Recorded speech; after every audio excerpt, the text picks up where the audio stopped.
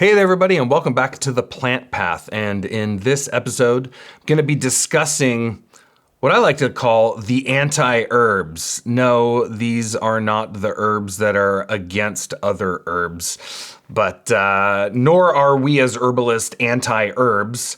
No, I'm talking about the herbs that have anti in front of their properties. And here specifically, I'm referring to what I like to think of as subtypes of antimicrobial. These would be things like antibacterial, antifungal, antiseptic, antiviral, antiparasitic, antiamoeba, antimalarial, anti, right? And, it's funny. For a long time, I've been really kind of against this way of thinking about herbs because I think it bears a slight risk, and that is that the risk of potentially leading down a pathway of a very allopathic way of thinking about herbs. You know, when we think about an herb as being antibacterial, you start treating it like a, quote, herbal antibiotic. Or when you see the word antiviral next to an herb, it's very common for people to think that that herb is going to kill any type of virus that you might come into contact with, right? Whether that's a herpes simplex virus, whether that's human papillomavirus, whether that's COVID, whether that's the flu, the common cold, et cetera, et cetera. And this can lead to some mistakes in how we apply herbs for pathogens, right, for infectious states. Now, when we look at the anti-herbs, for a very long time, like I said, I have not really been too keen on this way of thinking, but as Paul Bergner humorously states, he's had multiple experiences in his plant path where his, what did he call it? His karma runs over his dogma, which I thought was a funny way of saying it, meaning that you kind of have to reassess and rethink your approach to things. And I would say I've had some similar experiences for this in regards to the anti-type herbal actions, and specifically here when we're thinking about those categories of herbs which are traditionally used for treating infectious states. And what we see when we look at these types of actions is that there's oftentimes considerable overlap between these types of actions. And oftentimes we can think of that in terms of degrees of strength. So, for example, many herbs that tend to be antiamoebic or antiparasitic typically are also antibacterial and antifungal. Most antifungal herbs are also antibacterial. Yet many antibacterial herbs are neither antifungal or antiparasitic. So we kind of, as I've studied this materia medica in more depth over the months, of which there's lots of herbs that you'll notice have these properties in front of them, I noticed some themes, I noticed some patterns, and oftentimes it is a matter of strength. So, you have kind of your basic antibacterial herbs, and then you have your antifungals that are also antibacterial, and then you have your antiparasitics that tend to also be antifungal and antibacterial. And then, quote, antiviral tends to be kind of interwoven throughout all of those. Now, the main issue that I have with these, as I said, it leads to an allopathic way of thinking. It also leads to a thinking that the herb kills the bacteria, the virus, the fungus. But do they? Do these herbs actually kill viruses or bacteria or fungi? Well, I think there's some instances where the herbs do. I think there's some instances where they actually don't. What I would say is very common is that many of these herbs do what we might think of as stimulating host resistance. Meaning that, if we think of what is the most powerful antimicrobial, antiparasitic, antiviral herb or substance, well, I would say it's not any of those. It's your own body, right? Like your own immune system is the most potent and powerful antiviral and antibacterial thing that you got. And a lot of the times the herbs are actually functioning to support the vital intelligence of the body that goes towards fighting off these types of pathogens. So for example, many herbs that we see in these types of categories are diaphoretic, meaning that they will support the body's natural response to fever. They will support the fever, help the fever move more quickly. Many times they are expectorant, meaning they will help clear the respiratory tract of phlegm and mucus and aid in a more productive cough. Many times they are alterative and will help to open up the channels of elimination, clear metabolic waste products, aid in lymphatic drainage, being a lymphagogue property. Many times herbs in this category are clearing of blood heat or damp heat type conditions, which many infectious states tend to produce. In that way, many of them tend to be inflammation modulating to an extent. So there's a whole spectrum of ways in which these herbs are supporting your body's vital intelligence, your body's natural mechanisms for fighting off infection. Not to mention, of course, all of these actions coupled with immune stimulation, right? By stimulating macrophages and natural killer cells and B cells and T cells and all of that. So there's a way of thinking kind of oftentimes they're seen as polar ways of seeing infectious states where, it's kind of a chicken or the egg thing, right? Is it, do we get sick because a pathogen enters our body and makes us sick? Or is it more due to the ecosystem or the tissue state that the body becomes hospitable to these pathogens, and there is therefore an environment created where they are able to thrive and flourish and therefore get us sick? Which one comes first? Well, again, chicken or the egg thing. And oftentimes people tend to think of, rather than just thinking allopathically of kill the virus, kill the bacteria, it's rather, change the ecological state of the tissues to make them less hospitable to these types of infectious states. Oftentimes this comes down to clearing damp heat, but not always. Of course, there are dry respiratory tract infections and things like that. But that tends to represent, in a way, two fundamental different approaches, one being allopathic, kill the pathogen, the other being, hey, don't focus so much on killing the pathogen, rather focus on altering the state of the tissues or the environment to make it less hospitable to those pathogens.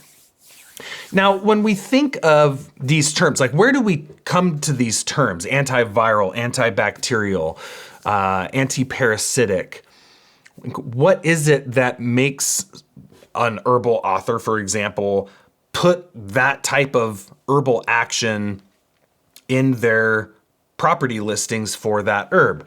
Well, I would say one example of that would be just based on tradition, based on the fact that that herb has traditionally been used for a variety of infectious states. Bone set has classically been used for a multitude of viral infections, from dengue fever to influenza and many viral infections in between that tend to produce fever. Wormwood, a traditional remedy used for, parasitic infections of the GI tract. Spilanthes, an herb classically used for the treatment of fungal type infections.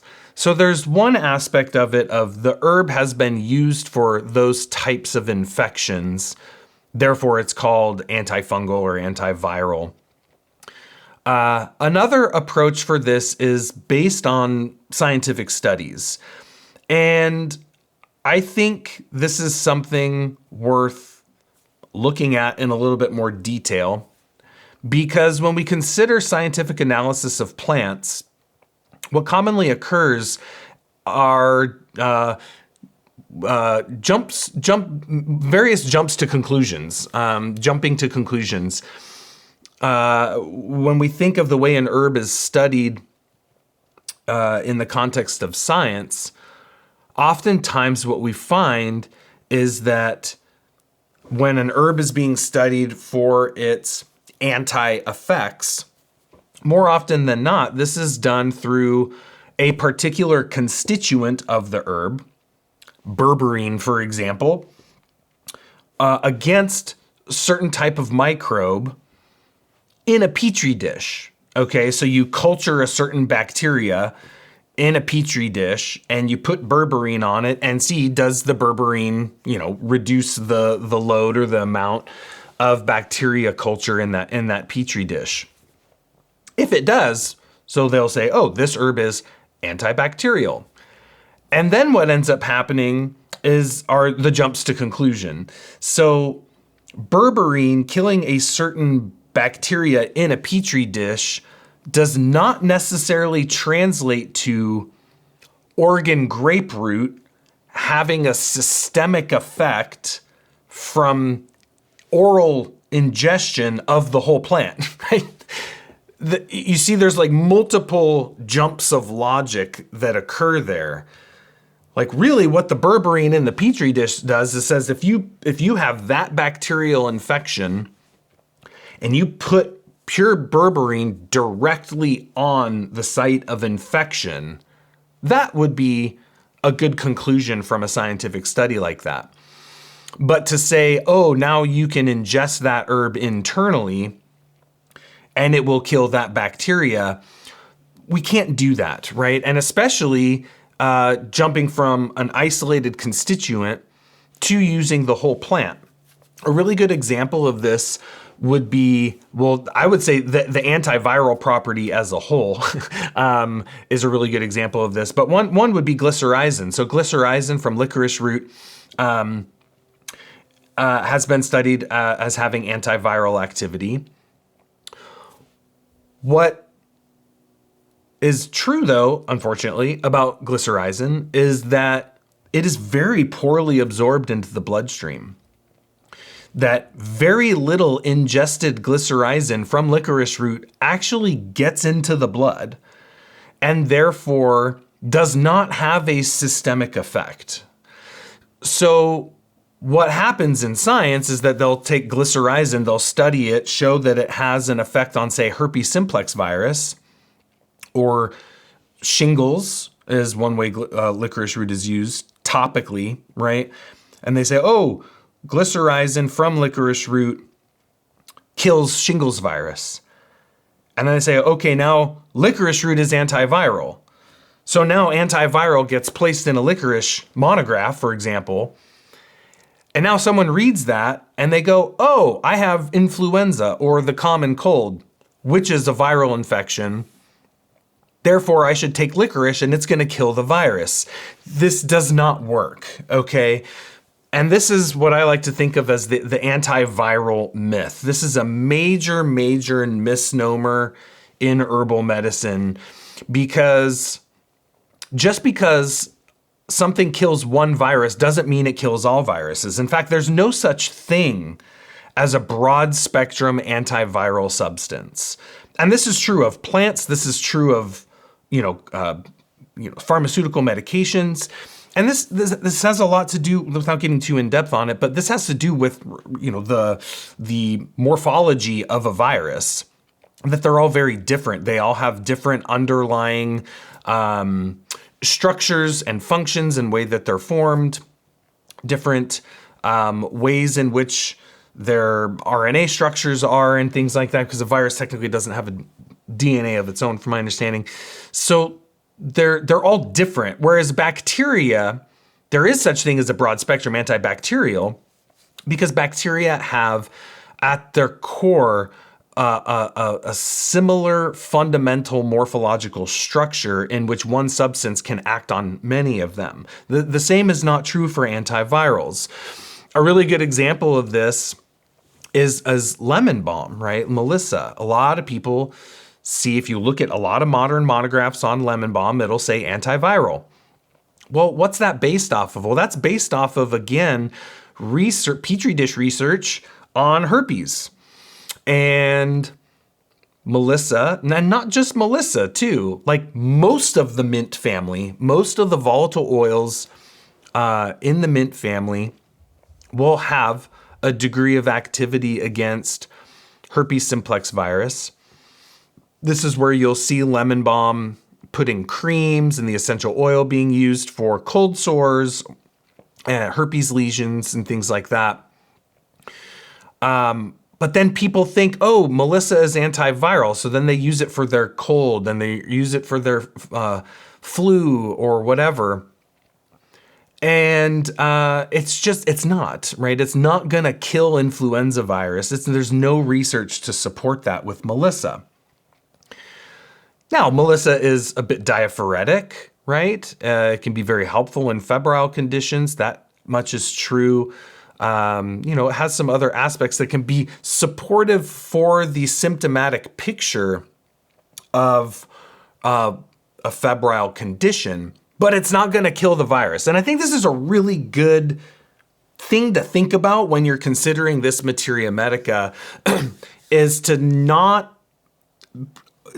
be careful with over extrapolating information when you see this type of action, because another example of this would be Lomatium dissectum. Lomatium dissectum was an herb used in certain geographical regions in the United States for the flu epidemic in the early 1900s, and it was shown that a lot of the native people were using Lomatium, weren't dying from the influenza epidemic, and some people caught on and started using it. And so Lomatium is really seen as this, great antiviral for influenza, but there's actually been some studies on it showing it's actually doesn't really kill the virus that well, if at all.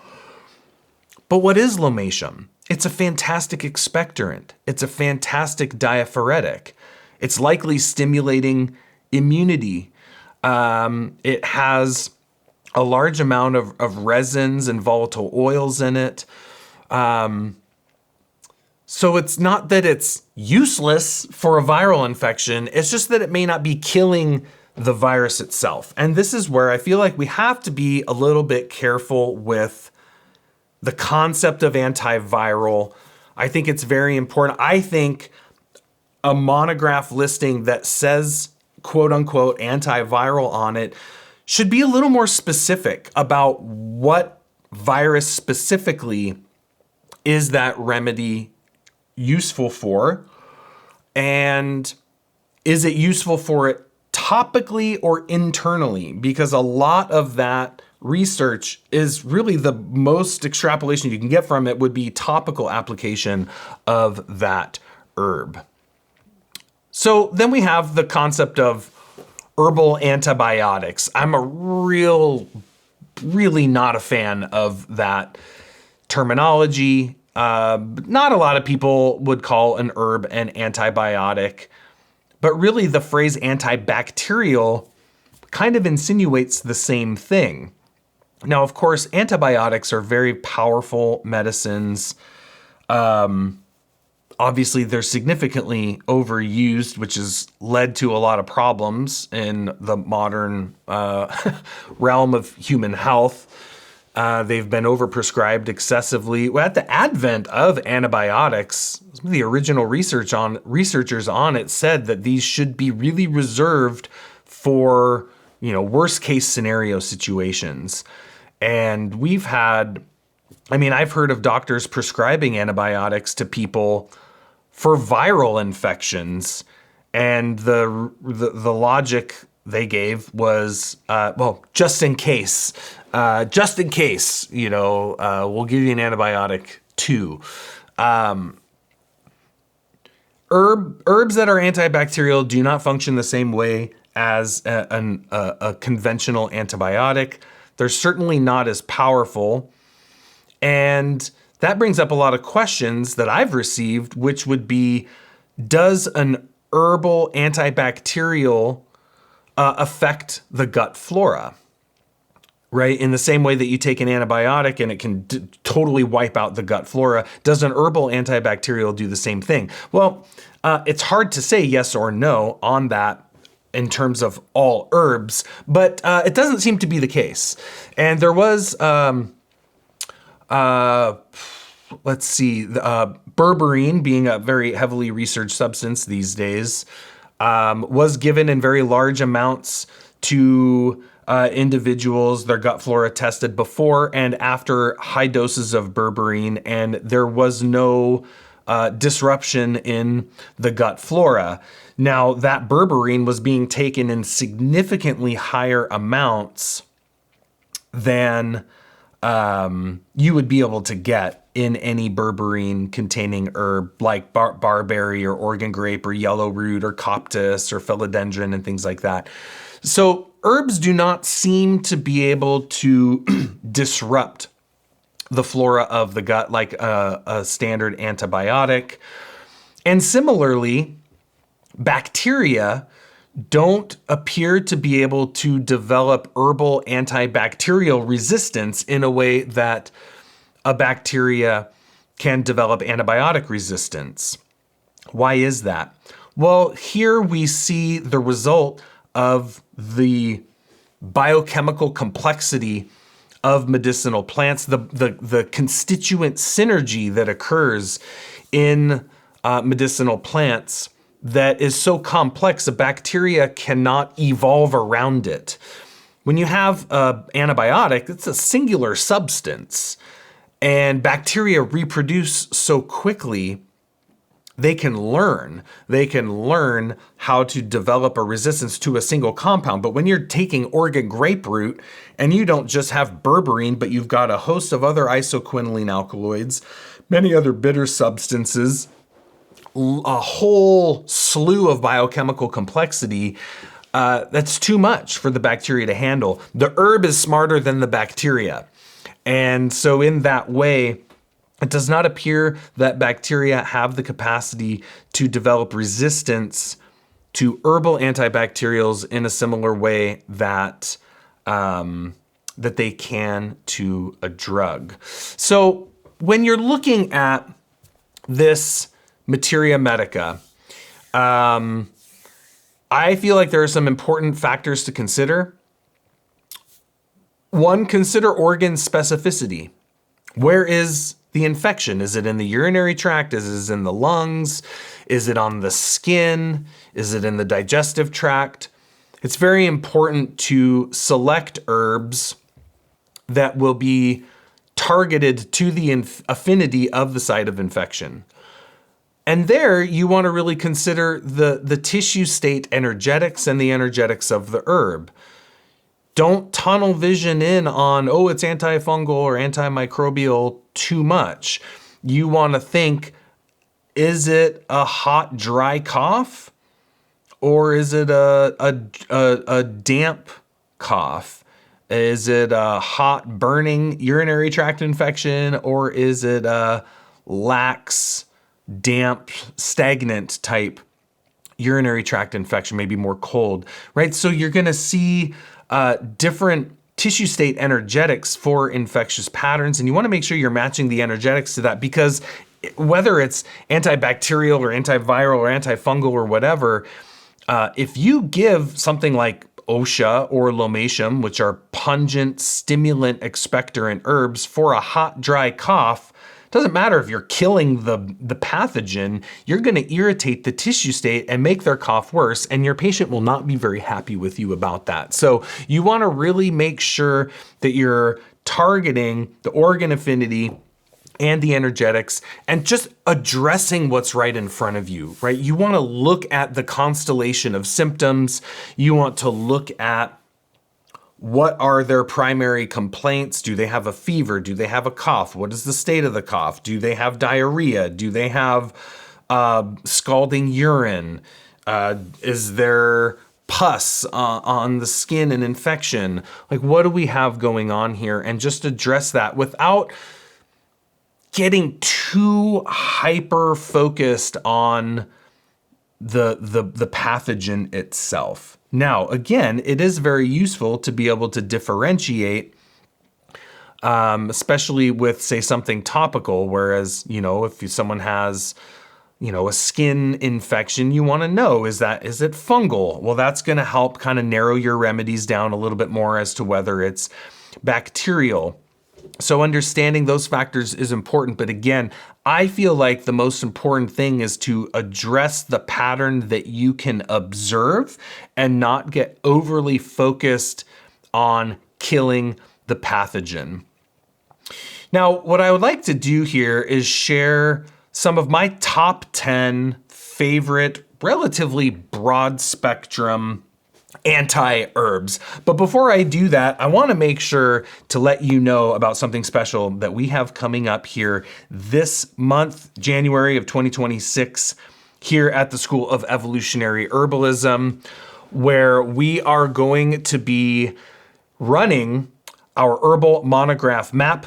This is a 100% free in-depth course that shares with you how to build your own holistic, free, in-depth herbal monographs. This is how to compile all the information, all the books, all the research, everything you need to know about an herb in order to use it effectively, efficiently, and holistically. So mark the calendar later this month.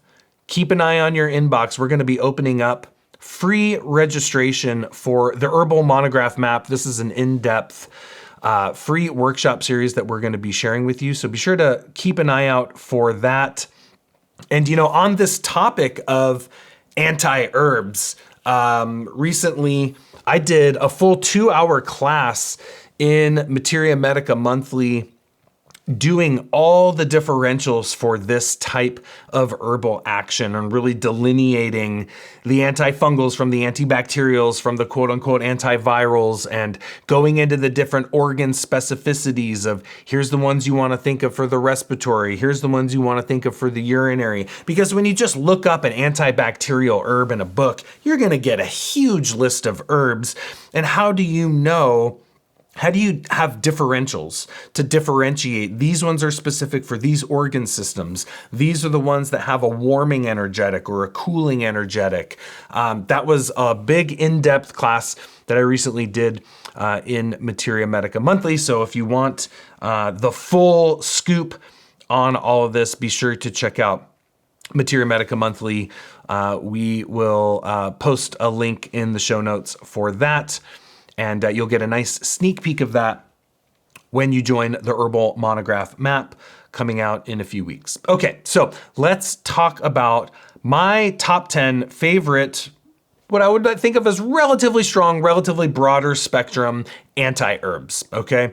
And I'm not gonna go into a ton of depth on all the various properties of these herbs. This is just a nice place for you to start doing deeper research into these herbs and how you might consider using them in your herbal practice. So the first one is actually not a plant, it's a lichen. This would be Usnea.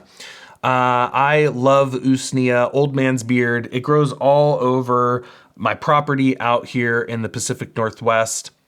And I love Usnea because it has a very nice, strong affinity for the respiratory tract, for the urinary tract, and for the digestive system. And what I like is because it's a lichen, a lot of its anti-properties are due to constituents that you don't tend to find in typical terrestrial plants, right? We're talking about the usnic acids, and they tend to have a little bit of a different mechanism. I think when you're creating an herbal formula to address an infectious state, it's nice to address it this is where sometimes looking at your constituent in plants can be useful because, right, like to me, it's pointless to put Oregon grape with golden seal in a formula because they're both isoquinoline alkaloid containing herbs. They're both berberine. There's no point, in my opinion, to using both of them. And they've got slightly different properties, but the space of one of those herbs could be taken up by another herb with a different mechanism by which it achieves its anti-properties. So usnea is fantastic. Second is black walnut, Juglans nigra.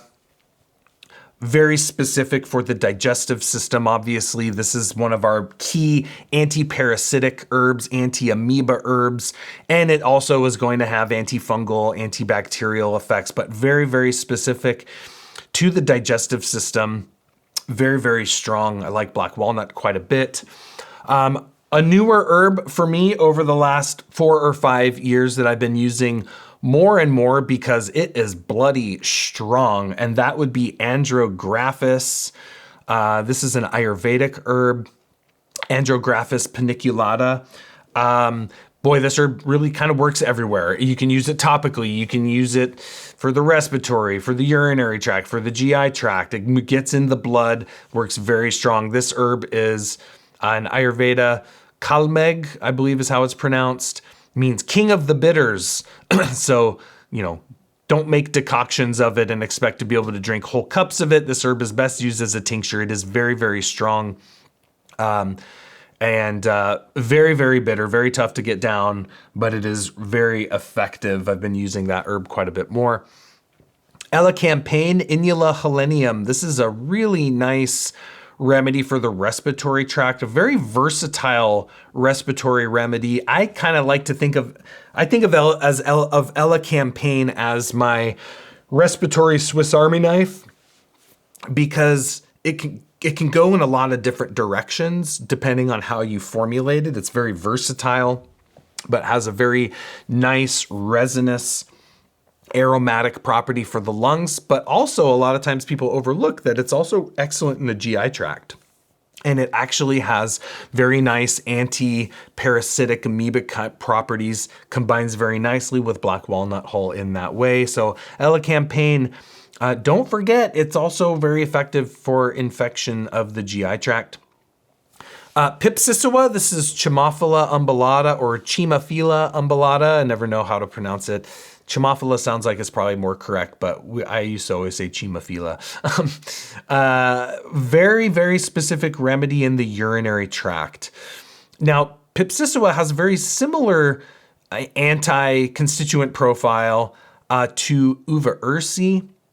These are all Ericaceae family plants.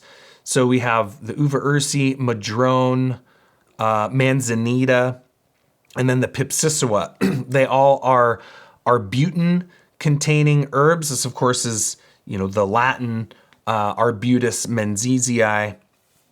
The arbutus be like the madrones. And the manzanitas and things. So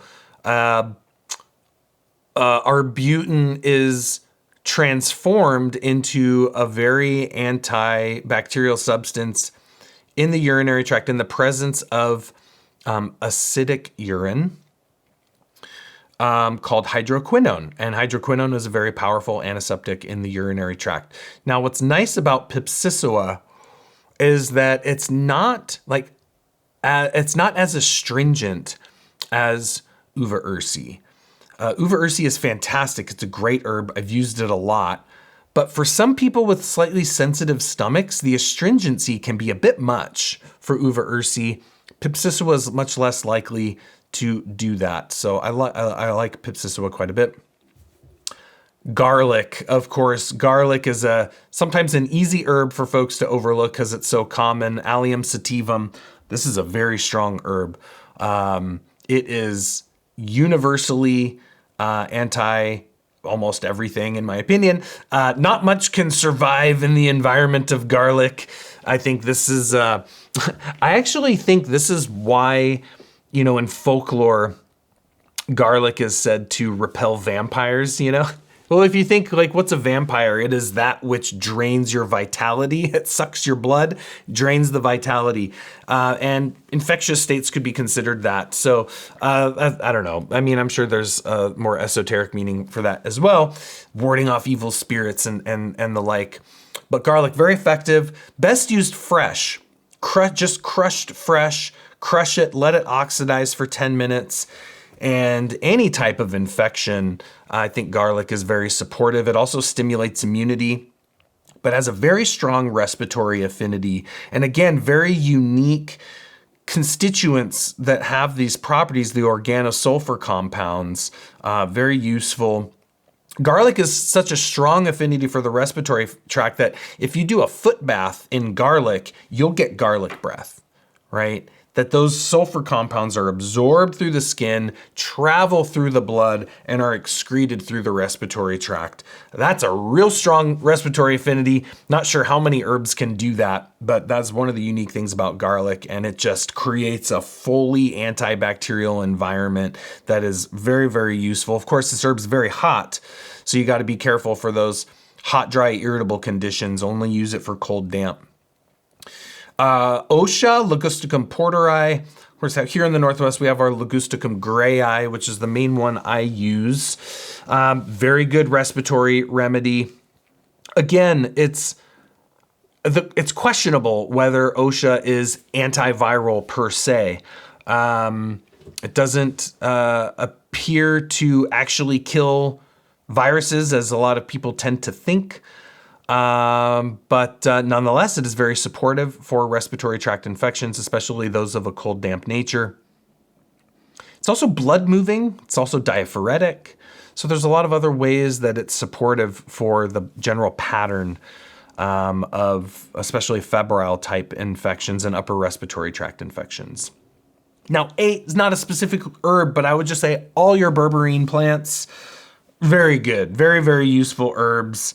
You've got Oregon grape, you've got golden seal, you've got yellow root, you've got Chinese coptis, you've got philodendron, barberry, lots of herbs with that bright yellow berberine alkaloids. Along with other alkaloids, we tend to tunnel vision in on the berberine, but there's lots of other alkaloids present in that category. Good affinity for the digestive system, great affinity for the urinary tract. That berberine is excreted in the urinary tract, so it is a valuable class of remedy to consider for UTI. Very good with the digestive system. I don't think of it so strong for the respiratory system from oral use, but topical use is fantastic. Upper respiratory, it'll affect, especially golden seal, good for upper respiratory mucosa, the throat. I've used it in sinus washes a lot, whether that be in a neti or in a sinus spray. And topical, this is a great, any kind of bacterial infection on the skin, whether you're talking things like MRSA or impetigo or cellulitis. Very, very good herbs to consider there. Boneset, Eupatorium perfoliatum.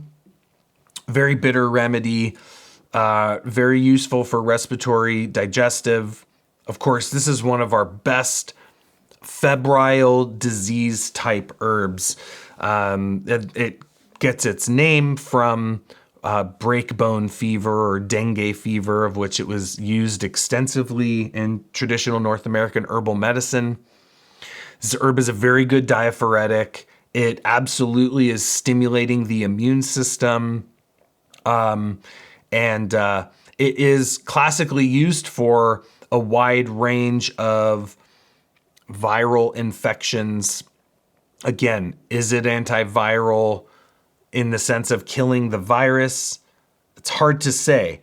I don't really know how much it matters because it's just very useful for any type of viral infection. If there was any sort of outbreak of a febrile viral pathogen, boneset would be probably my first top choice herb.